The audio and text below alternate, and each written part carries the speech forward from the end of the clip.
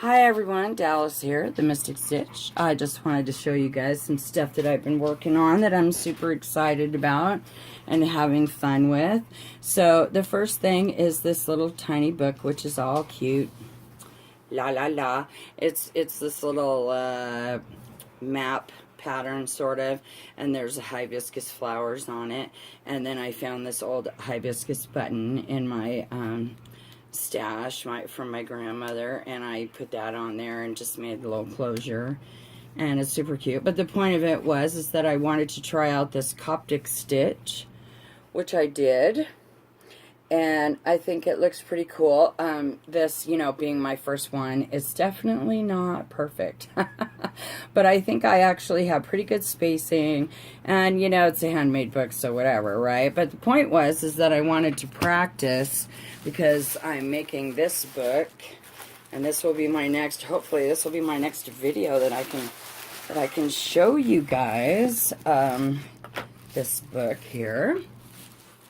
I think I know I did. I'm pretty sure I showed you this dealio that I made, and it's going on the front of this book. And so, I know I showed you these covers, and then here's my text block, and I'm thinking that I'm going to maybe do 3, 3, and 3. And I'm going to do it in black, so this will be, like this, and then you'll see like 3 rows over here, and 3 rows here, and 3 rows here.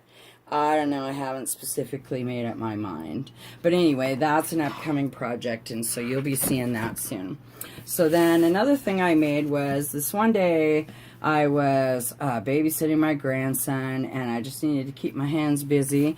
So I took these paper bags with me to my daughter's house and sat there and played with paper bags and came up with this book. So it's just these cute paper bags. But the reason that I made it, or was trying to, figure it out, was because I wanted to try this out, which is the Japanese stab binding. If you look that up, Sea Lemon, I watched to do the Coptic binding, and then I think maybe Sea Lemon has one for this. I'm pretty sure she has one for this too. It's pretty cool, and it's really easy. It's actually way easier than that Coptic stitch, but you do kind of need, like, whatever book you make, you need to make your little spine down here on the end, and then, make it so it bends here, and then this is where you bind it, and so your covers then are separate, which, is what I did. And I actually put the backing off of something in there and glued it in there so it would make it stiffer. But then I decided it wasn't stiff enough, so I put this paper on the front and on the back and kind of made actual covers, which it looks pretty cool, actually. I think it turned out pretty cool. And I used this little embellishment. Honestly, I couldn't really tell the front from the back, so I used this little embellishment. I picked a front, and so now that's the front. So, anyway. And so my last thing for this video today is this little doodad here called a Jacob's Ladder.